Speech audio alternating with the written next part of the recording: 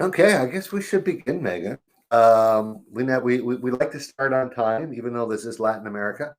Uh, Nothing starts on time here. Like, believe me, you'll get used to it. But we are Retire in Panama. That is our company. We've been Oscar and myself met many years ago, 10 years ago, and we've been business partners pretty well since we first met. We've been in local tourism. We were doing private expat relocation tours for many years, and we started group tours approximately 4 years ago, and went through the COVID thing, shut down for a little bit, and then right back up. We do one tour a month of about 12 people, and we do some private tours in between there. And our team is myself and Megan, and who's our director of operations, and Oscar, who is the tour guy. I don't call him a tour guide. He is the relocation expert.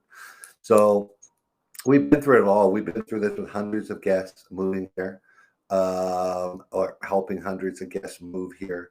We kind of know what we're doing. We answer questions, whatever you guys want to know. We will answer your questions. But tonight, the call is going to be very specific. It's going to be, we're not going to talk about immigration. We're not going to talk about healthcare as far as in general. But we are going to talk about 3 locations in Panama, which are a little more remote, and it's very unique what we are doing tonight. On our first Q&A, where we did Boquete, Coronado, Nueva Gorgona, and what's the other place, Megan? Donna's place? Playa El Rompio. Yes, Playa El Rompio. And we mostly interviewed retired expats. This one is a little different. We have some retired expats, but most of the people on this call tonight are younger, they're semi-retired, or they're running businesses from here. And it just shows the vast type of person that actually moved to Panama. So, anyways, we're going to begin. Megan, introduce yourself. Who are you? How do you get to Panama? And how did you come to work with us? Yeah, so I am originally from Pennsylvania. I went to Penn State University and graduated and wanted to go into the Peace Corps. And Peace Corps sent me here to Panama. So I got to work in a lot of cool community development projects and live in small local Panamanian communities, learn a lot about the culture, learn the language, and met Oscar in that time. And when I finished up Peace Corps, I ended up jumping into work with Retire in Panama right when it was really kicking off with tours.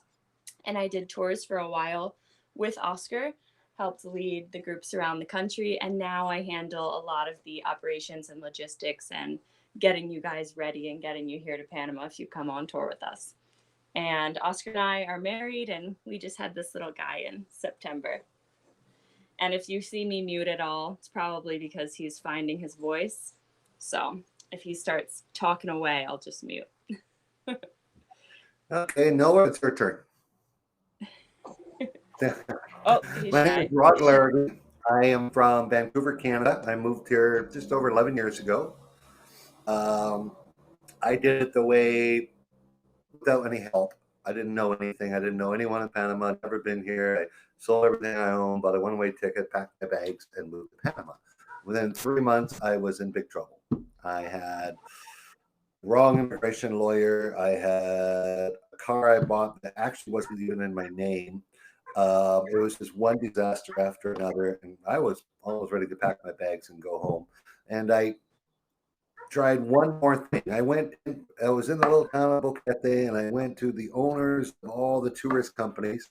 They got to know someone that can help me. So I go to the owner, maybe they're going to give me somebody honest, and they would write down a name and a phone number and a piece of paper and give it to me.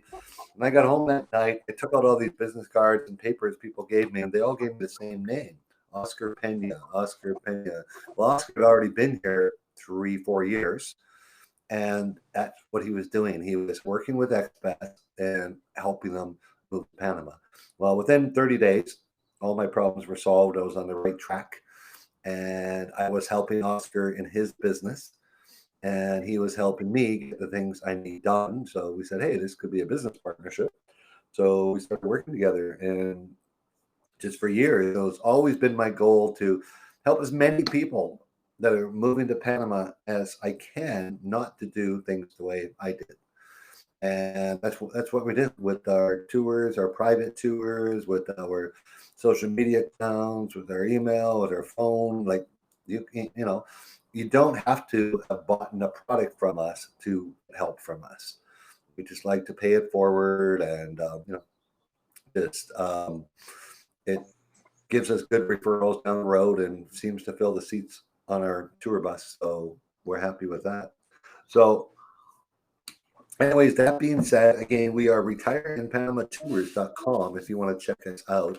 If you ever want to, if you got to ask questions that's not relative to this call, I'm going to pop in our email link that you can fill in anytime you want. It's in the chat right now, so save it. And you can, if you have any questions, we'll be happy to answer them to you. Give us 24 hours to get back to you, because usually after this call, we get quite a few questions. So, okay, so we are on this call tonight. I kind of went into what we're doing, and okay, this is the way the questions are going to be. Now, when we introduce the person, let's say like the first people are from Pedasí. You guys can come on now anytime you want, Jonathan. And so now is the time to enter your questions for Pedasí. And then when we're done with Pedasí, when they're done talking, you can ask them questions directly. So tonight we have Jonathan and Ted. Now, we've known these guys for many, many years. And Jonathan, you're like ancient in this country. Man, you've been here almost 20 years. And let's start with Jonathan. When people are shocked, like you've been here since 2003. How did you come to Panama at, obviously you were like 14? Oh, you got to turn your microphone on, Jonathan. Hit the red button and turn it green. How's that? Can you hear me There now? we go. Yeah.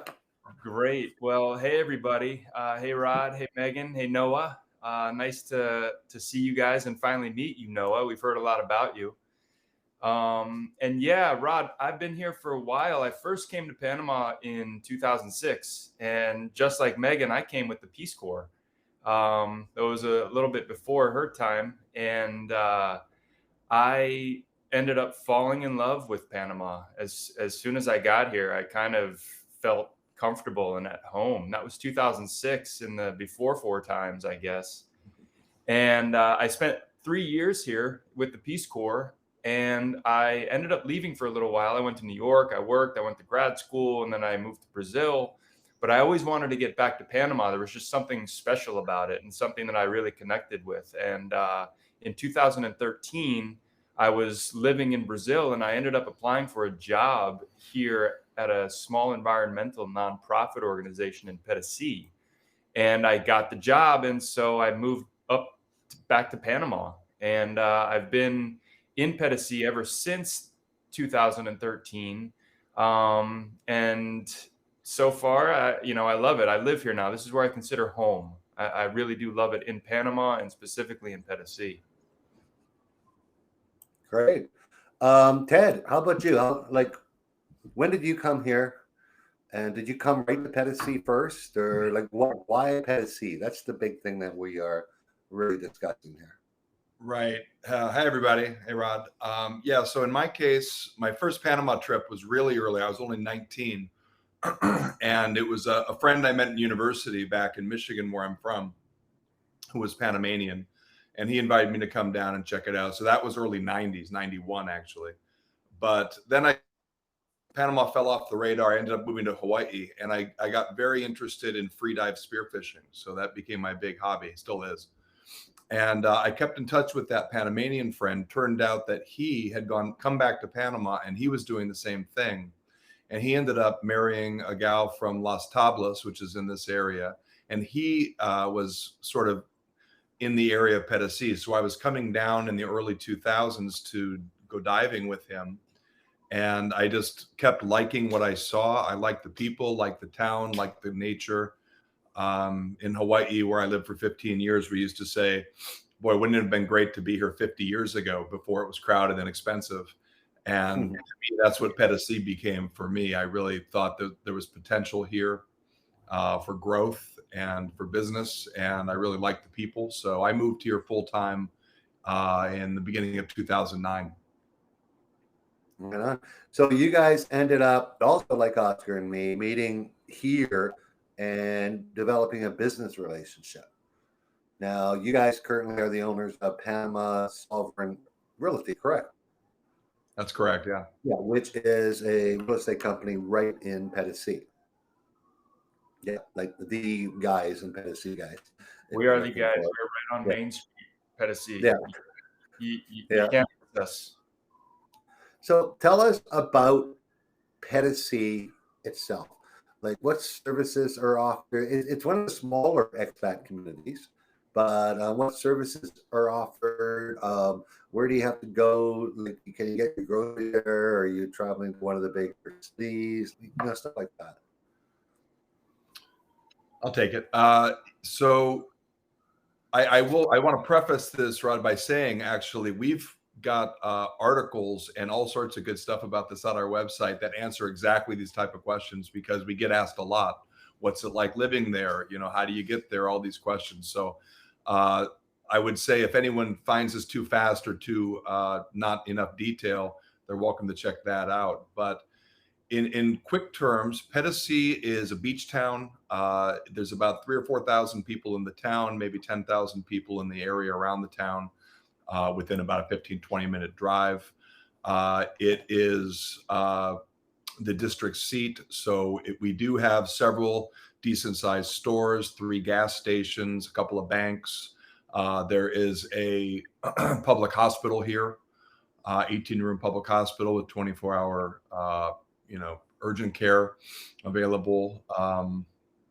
Police, fire. Yeah. So I guess for most folks, it's a small town, but if you're okay with small towns, it's got what you need. Mm-hmm. What is it? You guys are young guys. What do you do for activities? Like, what type of, what sporting activities, or just, keep fit? What, is there a gym there? Or... Yeah, there's a ton to do. I mean, anything water-based, we've got it. So that's going to include fishing first and foremost. Probably there's a ton of great fishing right off the coast, and like Ted mentioned, he came for the spear fishing, and so there's great spear fishing and also surface fishing. You can go from the shore from a boat. There's surfing, there's windsurfing also, specifically right now during the dry season when the north winds are really whipping along the coast. It's a great time of year for windsurfing and kite surfing. Stand-up paddling, so scuba diving, there's a bit of scuba diving also. So anything water-based you can do. Also, there's tons of hiking, horseback riding. There is a gym in Pedasí. It's called Pedasí Fitness. It's a small gym, but it's got everything that you would need to stay in shape, right? And as they say, that beach body ain't going to maintain itself. That's their sort of catchphrase. And so it's a great resource to have here in Pedasí, because sometimes it's just raining too much and you can't go to the beach. So you have the gym to go to.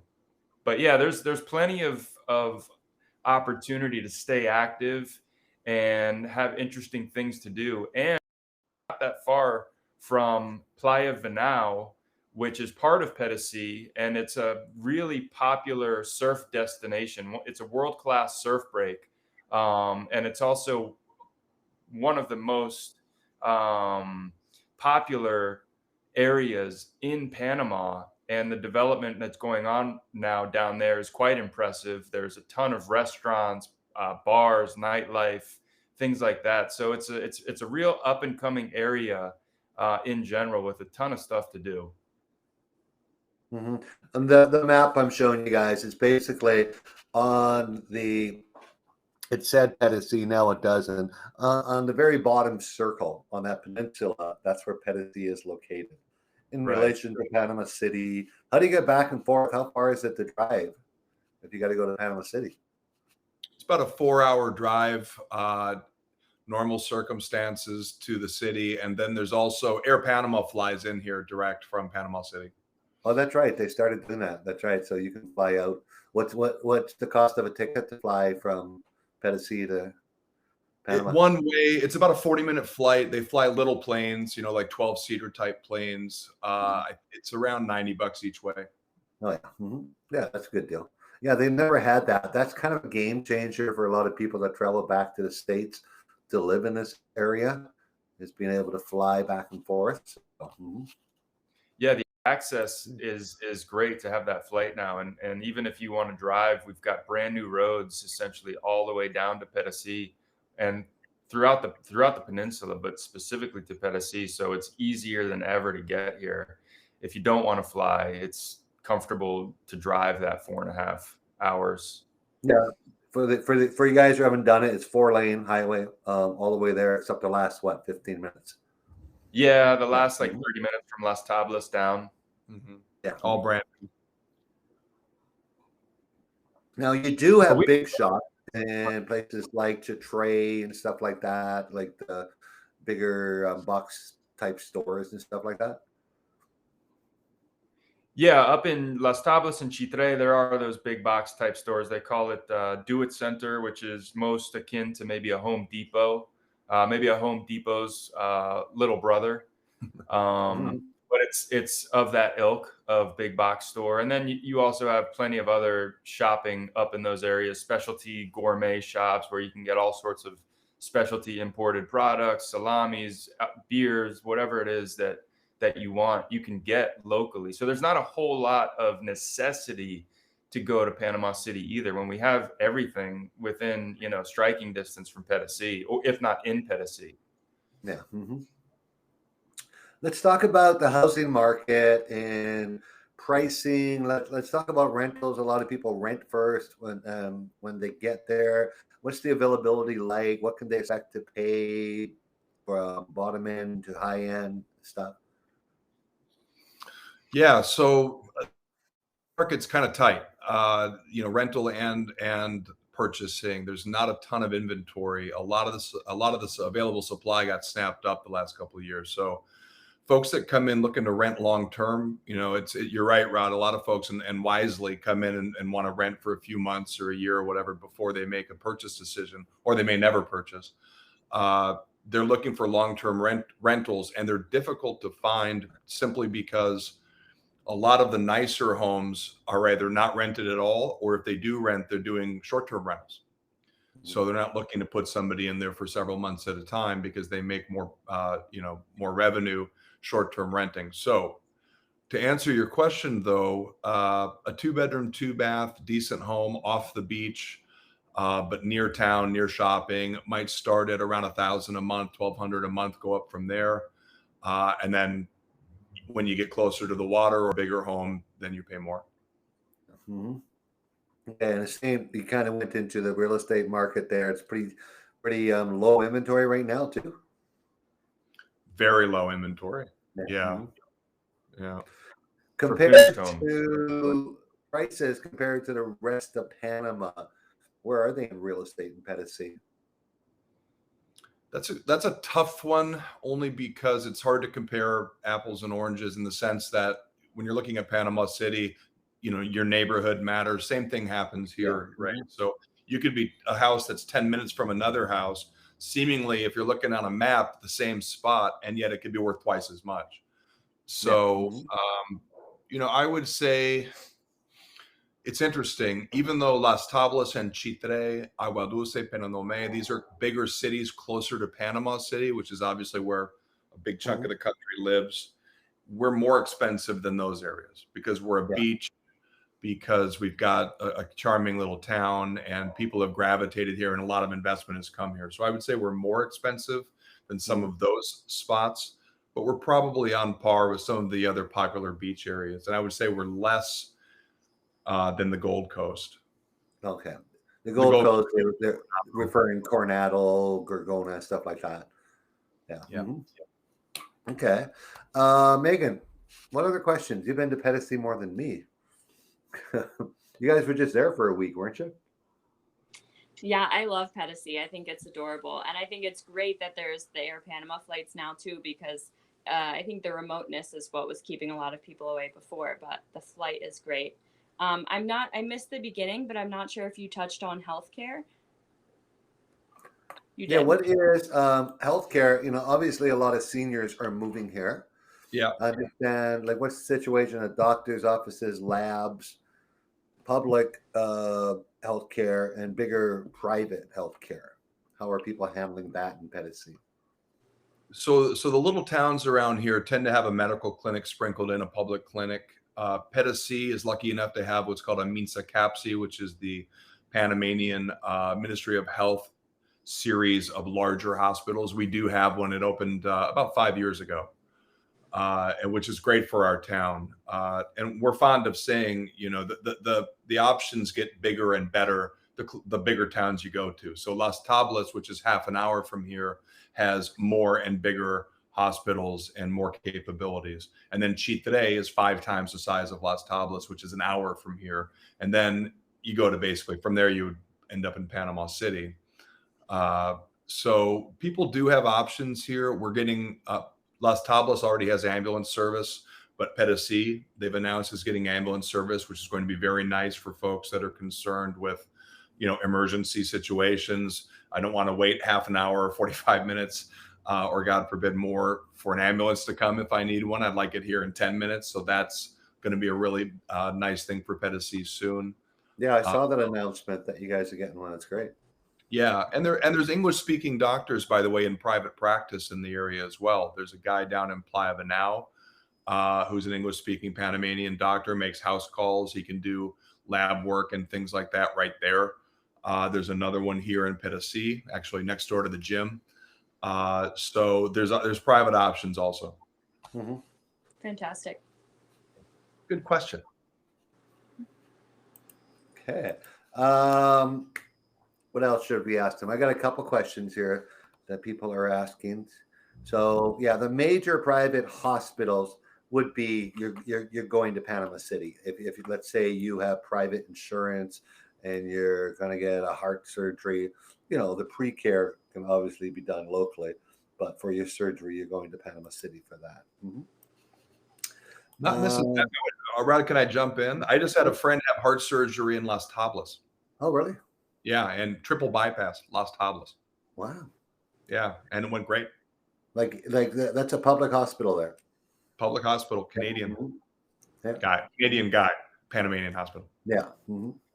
Yeah, I had an emergency, an eye emergency a few years ago with a torn vitreous, and I needed basically immediate attention, and I was able to get that in Chitre with very, very good ophthalmologist who had trained in Europe with the best ophthalmologists in Europe, and came back to Chitre, which I think was her hometown, and opened her practice. And I got excellent care on a Saturday after hours. And A to Z, the whole thing cost me like $80. Yeah. And I can almost see out of this eye now. Okay. It was great. It was great. Well, that's great. Megan, any other questions that we haven't covered yet? Were there any other in the chat? I saw quite a few coming through. There's people about schools and expat hangouts and internet, and the short answer is yes, all of that. There are schools in the area. There's a Montessori school here in Pedasí that's sort of just starting up. There's a really popular school in Cañas, which has a school bus service from Pedasí, because it's about a 45-minute drive away, but towards Playa Banao. And a lot of the expat parents are raving about this school, and it's doing exceptionally well. Internet speeds, very high speed internet, and throughout Pedasí, fiber optic internet is also expanding its service. So you can get fiber optic internet depending on which area of Pedasí you're in, but it's quickly expanding to the underserviced areas as well. So all of that is available. That whole internet speed problem remote areas have had is going to be gone this year. Yeah. I know several people already running their Starlinks. Yep. And it's available in Panama, the mobile one already, and they're running 200 meg download speed. So even if you live on an island somewhere, you can get high-speed internet here in Panama. Panama is one of the first Latin American countries to get Starlink. So I know you guys sell a lot of land. So obviously with the low inventory of housing, a lot of people must be building, right? Yeah, that's we're writing up our we're probably going to publish our sort of 22 year in review, 23 look forward, and one of the main themes of that is 23 is going to be, for a lot of folks in our area, at least talking about the Pedasí area, it's going to be, well, if I want something, I'm going to have to build it or have it built. Ron was asking the quality of construction. How do you find that right guy that can build you that quality home? Yeah, that's a great question, and it's sort of the $1 million question. There are there's several builders down here that'll build custom homes, and we've got our vetted list, as you can imagine, of folks we've worked with before.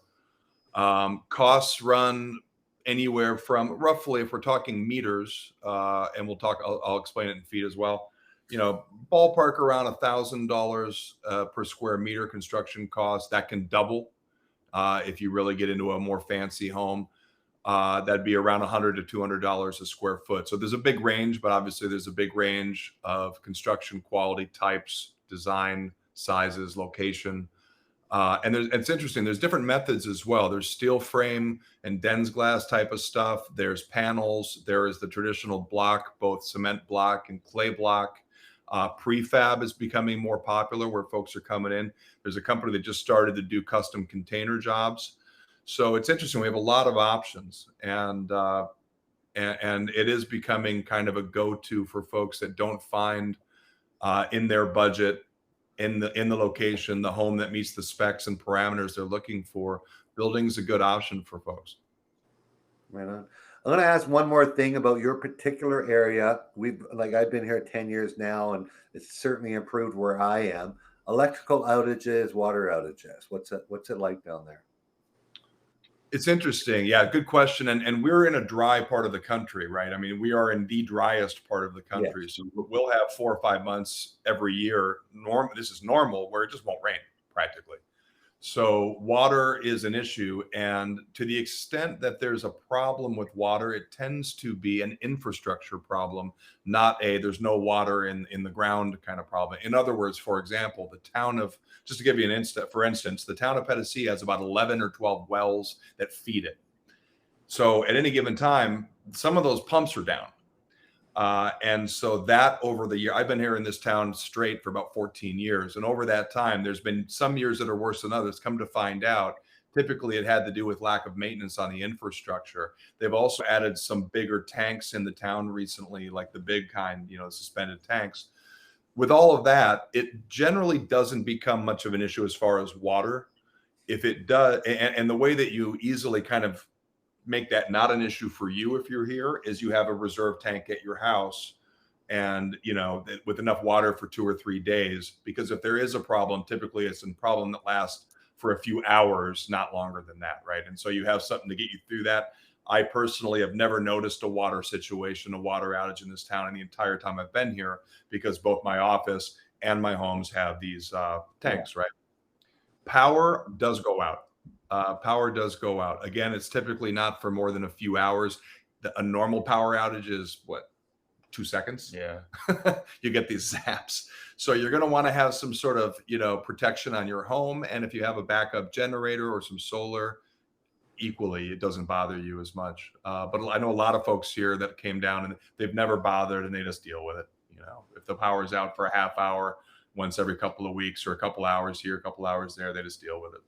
Yeah, what's always driving me nuts is those 1 minute outages, and then it takes 5 minutes for your router to reset and everything. So I'm actually running on batteries right now.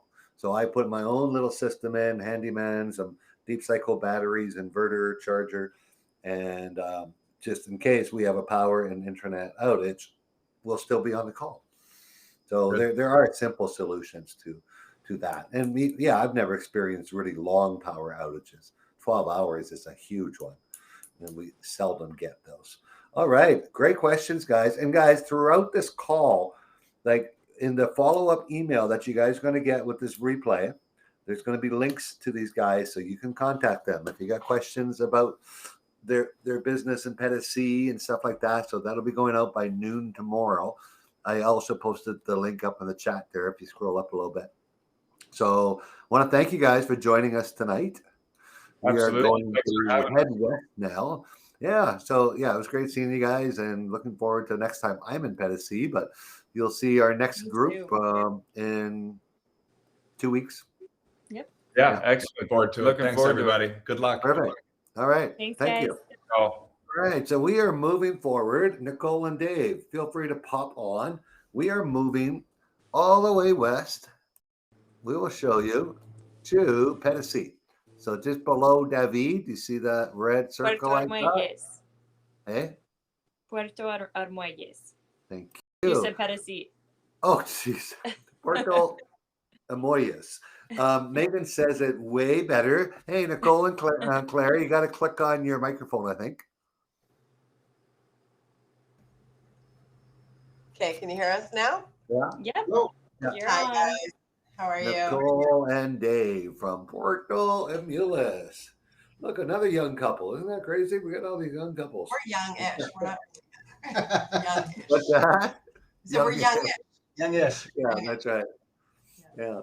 So, anyways, honestly, we don't have anyone on our tours that or people that we work with that live in your lovely little town. So a couple months ago when I had this plan, I started doing some research, and our next guest, Michael and Renee, were spending several months in your town and met you guys. And I asked them, I said, guys, who is the most well-versed, knowledgeable person that makes sense and that's nice to people in Pedasí? And then that's how I found you. So I said, great. Yeah. That was very kind of them. Yeah. That was very Yeah. kind. So tell us, where are you from? Why was Panama on your radar, and how did you end up in Puerto? Puerto Armuelles. Armuelles is the easiest way to say it. I almost said Puerto Regis because that's close to here. That's where I get confused. Puerto Armuelles. Okay, close. That's how I said it when I first got here, so don't worry. That's part of the experience. So, so we're Dave and Nicole, and we are originally from Canada, Ontario, but Dave also lived in BC for many, many years. And we have been here 5 years. January 9th was our 5-year anniversary.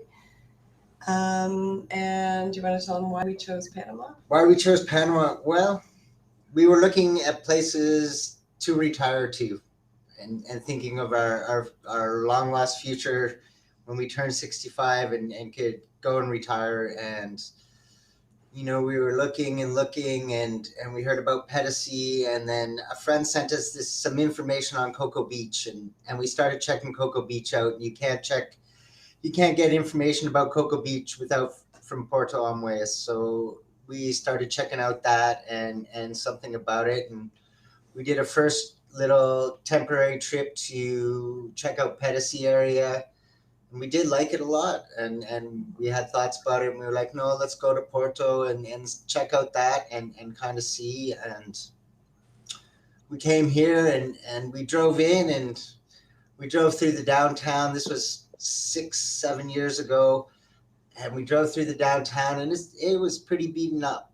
It's fallen into disrepair, and we were kind of looking at each other, thinking, "Oh, okay, we'll drive." And then, you know, we get hit by these sewer smells of rotting sewers, and it was like we kept looking at each other, thinking maybe we should turn around and drive back to Pedasí and just skip this. But we got to the hotel and we said, okay, we'll give it 24 hours. And within 24 hours, we really fell in love with it.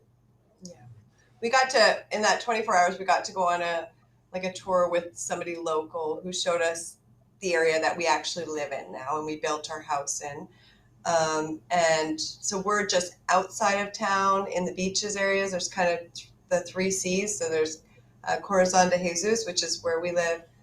Coronado, and Kukui, and they're more like they're just little communities just outside of town, but really close to the beach. Yep. So we're in Corazon de Jesus, and that's what we fell in love with. We were like, this is actually what we were looking for, not what's happening in the Central. And they're working on the Central, so there's things coming little by little. But it can definitely give people the wrong first impression if you just base it on that downtown area and your first look. So, yeah. Mm-hmm. Great. So you're not fully retired. You do some, I know we didn't talk, but you rent some cars, right? Yeah. So, and you build houses, Dave, right? Yes. Yeah. So We're not you keep all yourself busy. What's that? You're not at all retired, are you? No, we're not all retired. We're busy. But we're still young, and this is our time to put in our time to get to that place. But it's also by choice. We're not kind of people that can sit around and not do stuff. So it's also partially by choice. I work 2 jobs, and I still have more time for myself than I did when I worked in Canada. So that's pretty interesting. Yeah, interesting. Megan, ask some questions. No, it's Yeah, fine. so what is it that made you fall in love with Corazon de Jesus or any of the smaller communities? What is it that expats love so much about them? You're living like right with other with the Panamanian people. So we have a very mixed neighborhood of expats and Panamanians. And most people who come to Panama will really find out that Panamanian people are just absolutely lovely. They're so kind, they're so welcoming. And as long as you try to speak Spanish, they don't care if you get it right. They will really work with you, and they'll try their English out on you. And yeah, this is a community where you can walk down the street and you're going to get honked at. And my husband's name gets called every time we drive anywhere into town. Somebody's yelling, Dave, because we have a very distinct car that everybody recognizes. And or you'll get a little fist bump. Somebody will stop and give you a fist bump when you see them on the road. So it's just really a beautiful community feel. So, and we're really close to the beach. We're only 2 blocks from the beach, and Dave surfs. So that was a big reason that we chose this little spot too. Mm-hmm. One thing, guys, to notice here, if you look at where they are, how far of a drive is it to David? It's an 1.5-hour drive to David. It's about a 30-minute drive to Paso Canoa, or the Frontera, which is the border with Costa Rica. You do have access to go into that side for the first, I think it's about a 400-meter free zone on both sides. So Costa Ricans, Panamanians are all the stores back into Costa Rica and come out the other side. You're in Panama. You can freely go back and forth through that whole area. There's some great shopping there. Is it great shopping? I think a lot of the stores have the same stuff, but we can get a little bit more variety in certain products there. So we might go up there sometimes to get maybe a certain sauce or a vegetable that we don't find in town, things like that, or just to get out of the house and have some gelato. They have gelato there. We don't have that in Puerto, so it's kind of one of our favorite things to do. And yeah, it's a crazy space. It's been an 1.5 hours from David. David has everything Panama City has. David has all the private, like 2 great private hospitals. It's got a Price Mart, shopping malls. It's all the government offices. You can do your immigration in David, get your driver's license, like do all that stuff. So you're not that far away from all the big services. In Porto itself, it has fairly big, it has a Romero grocery store, right? Stuff like that. They just opened a Super Extra as well. Really? There's probably about 5 or 6 other independent little markets that you can get a lot of stuff. Everything. There's a thriving vegetable market truck scene going on. The fish is they're bringing it in every day. We've got the local fisherman lives right across the road from us. Most days we can walk across the road if we want fish and go grab a mackerel or a pargo for a couple bucks and come home and we're making fresh fish for dinner that night. So it's a nice other option. Cherokee is a huge growing area. 70% of all the produce comes from this area. So those truck drivers are going up into Volcan, up into Boquete every day to bring back fresh produce to sell in the morning. And so we can get pretty much most everything here. Yeah. Great. We So still you we guys have though for the luxury Sorry, items. Nicole? I said we go into David for the luxury items that you Yeah. like. I love Dr. Pepper. I have to go to David to get that. That's the way it is. Okay, it's not going to change. So Yeah. We do have a new hospital that they've just opened in the last year. yeah.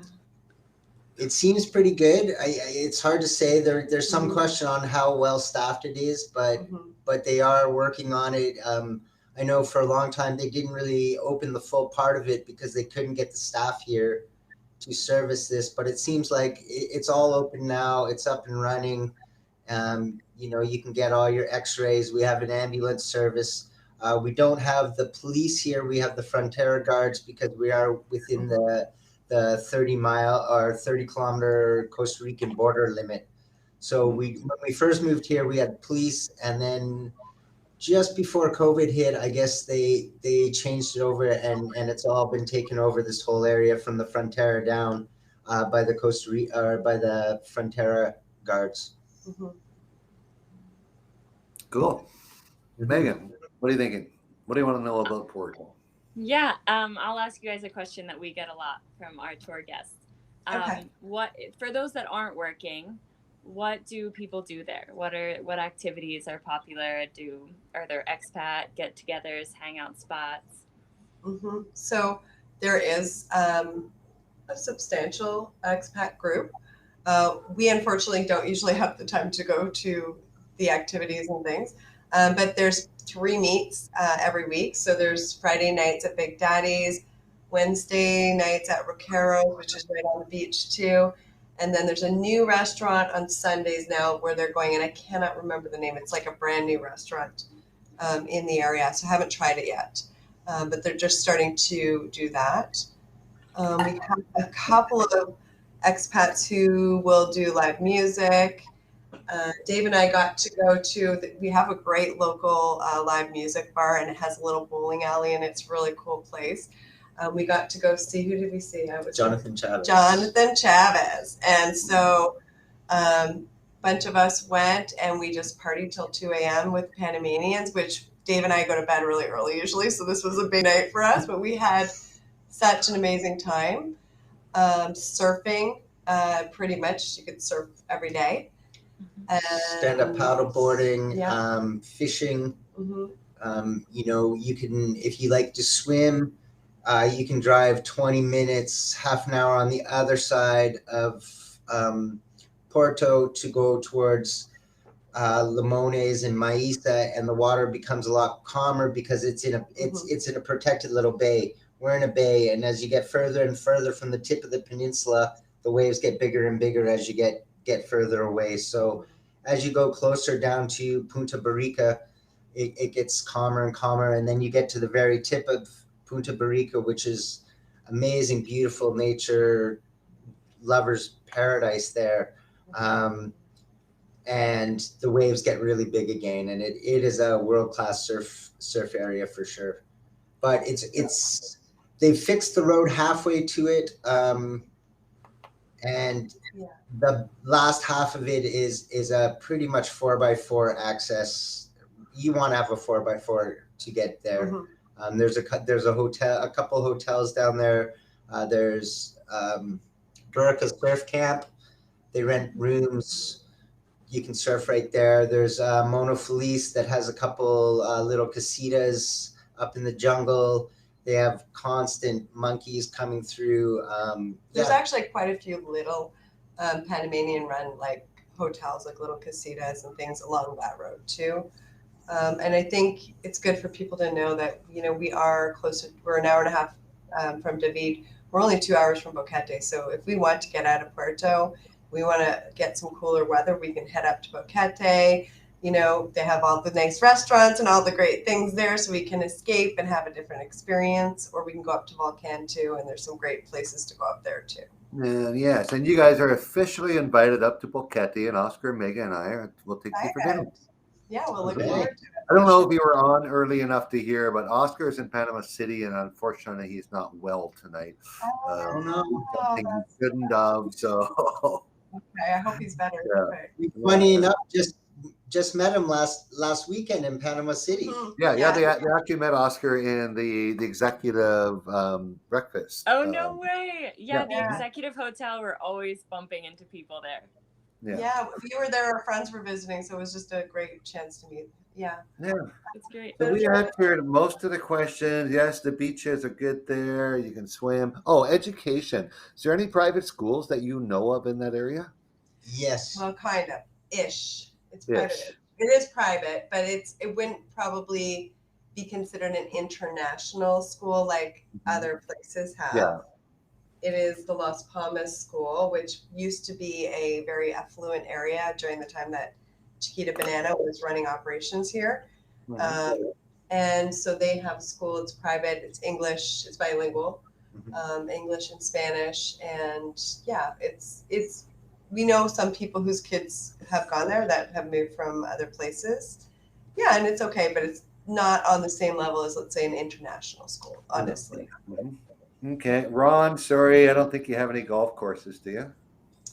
No, we used to. Golf course. You got to come up to Boquete and to Lucero for that.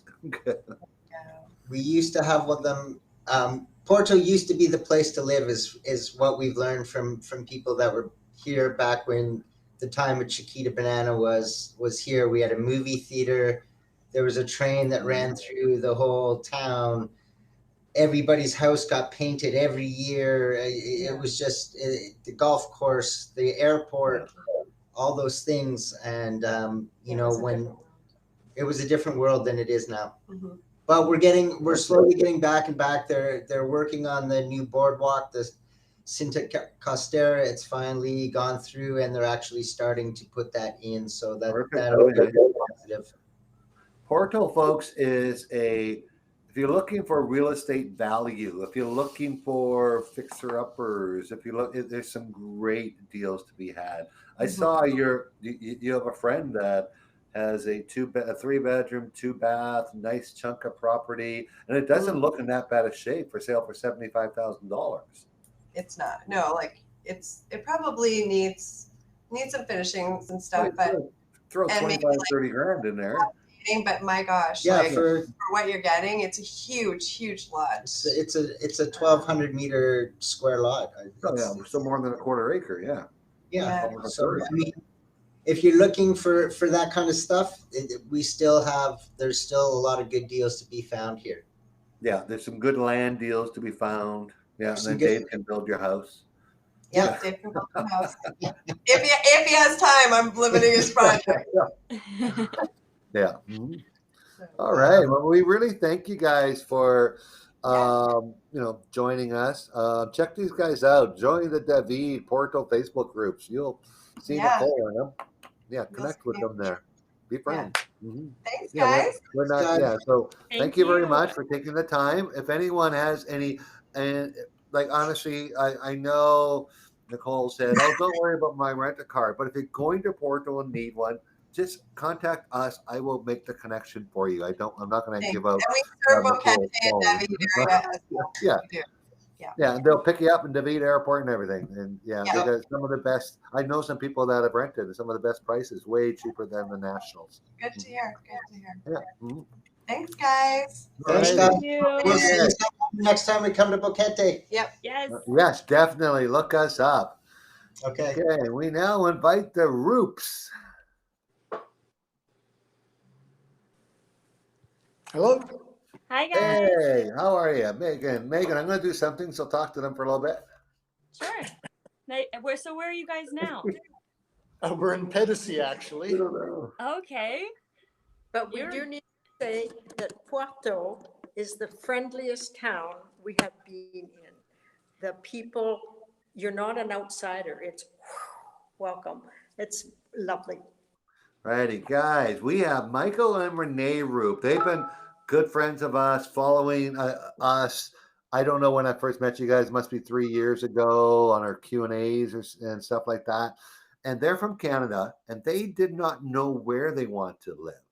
So what they did is they visited last year and this year, and they're staying a month or two in different places all across the country. So last year, where did you stay?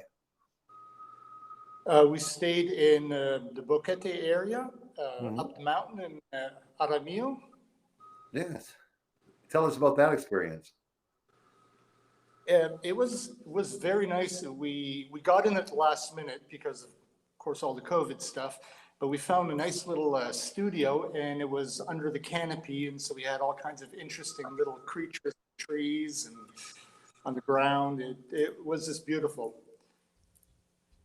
So when we were there, though, we didn't have a car, and that I would encourage anybody who's going to stay for any amount of time, rent a car, because we would walk down the mountain and take a cab back up, but it would be so much easier if you had a car, and then you could explore all kinds of different areas. It's a large district. We saw more in Boquete when we took the November tour than we did in our 3 months when we stayed there. Especially up in Jaramillo. Yeah. So they started in Boquete, then they came back this year. Like they are part-timers, half the year in Panama, half the year back in Canada. So this year they started in Puerto Armuelles, and they started there when? November, right? That's correct. And we're actually there for 6 months, but we spent half the time. It's our home base. Yeah. And so we did the tour also. We were then they came on our tour to see more areas of Panama. And now we've probably spent almost a month on the road, and we've been up to Gorgona and down to Pedasí, Las Lajas. So just getting a feel for each area. Everything's beautiful. So how long, when do you go back to Canada this year? We'll be returning at the end of April. So you're going to be back in Puerto Armuelles in a few weeks, eh? That's correct. Yeah, and finish here. Our traveling through the country is done for this 6-month block. Now, tell us the Gong Show. You've seen almost every area of Panama you wanted to. You've spent time there. You lived there. Did you make any decisions yet? Well, we have for the next 6 months, starting November, we'll be staying in Nueva Gorgona, right on the beach. So we found a spot in a high rise, and we can just walk right down to the beach, and then we can walk outside, and we're in a mixed neighborhood, Panamanian style houses, little stores. So we've been walking around there because we spent a week there already, and we'll be returning actually to the same unit for 6 months as our home base. Nice. And explore this end of the country a bit more during that 6 months. It's good. You can make friends, and the ones you don't want to be friends with, you never see them again because you won't be there next year. You guys are friends with everybody. It's crazy, but yeah. So that's one way to explore it. You've even bought a car. You're not sure what you're going to do with it when you go back, eh? Yeah. Sometimes, folks, if you're going to be here for 6 months, you can buy an older used car at the beginning and take the gamble and sell it for $1,000 or $2,000 less at the end. If you're going to be here for a month, no, you need to just rent. Mm-hmm. So, impression on Panama overall.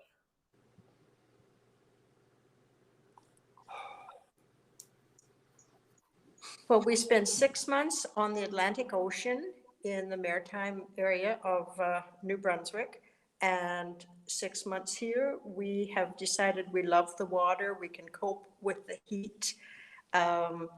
Boquete people said, oh, it's going to be too hot, but we've lived in China and West Africa, and this is very reasonable. So we're going to be ocean to ocean every 6 months, changing oceans. Right on. So how easy was it to find furnished rentals? Like how did that's question from Arth Azir. Well, everything here comes down to networking, and that was really one of the advantages of linking up with Retire in Panama. We started getting all these connections, and so you start at one place and then you meet somebody who knows somebody else and somebody else. That's how we got it in Puerto. We just walked into the market at Tuesday market and met somebody, and they were from Puerto. They got on the phone. They had a friend there. They had a place to stay. So we got down there for a week and decided, well, we're gonna kind of set down roots there for a while. We were a little bit nervous because when we were in Boquete, we were told you can't rent ahead. You have to come and see what's available when you get there. And that's a little frightening when you're, on the closer side to 70 than to the 60 side. Yeah. And we've had no trouble getting 6-month furnished rentals. We were told people will try to hold off. They won't say yes, they want the year rental, but we personally have not had that experience. Mm-hmm. Right on. Cool. Megan, what do you got for these fine folks, our good friends now? Well, I imagine people want to know kind of how you went about planning such an adventure. Or was it just one place at a time and then you get to that spot and start planning the next? Well, we did a lot of homework, but that was the interesting thing. You do some homework, and then we went on the tour, and all of a sudden, it wasn't what we gathered online. So really the value of the tour to be there in person and to skip around. And then after that, then you do some more research, and of course you've got your contacts, and then you just have to be a little bit fluid because things change and hop around to the next thing. Right on. Got a couple questions. One's relative, furnished rentals, other than knowing someone. Well, it's not that if you don't know anyone down here, you need some contacts to find a good rental. Don't go on Craigslist. I'm sorry. Don't send somebody money for a deposit that you don't know. Keep your common sense. We're going to talk about that at the end of the call here. So maybe I'll give you a little more information at the end of the call here. I'm just going to wrap up a couple of the questions here, guys. Panama style house compared to American style house. I think you had mentioned a Panama style house. Well, that's very simple. Panama style house will have things like smaller kitchens, tile countertops, suspended ceilings, where American style will have granite, stainless steel appliance, and drywall. So that's basically what you're looking at. Just a different style of construction, cheaper style of construction, and obviously much cheaper. Well, guys, I really want to thank you for joining us. It's been an adventure. It was great getting to know you guys more and more. You know, you're always friends when you're up here. You come visit, and wherever you're going to be in Porto. Yeah, I'm promising I'm making it out to Porto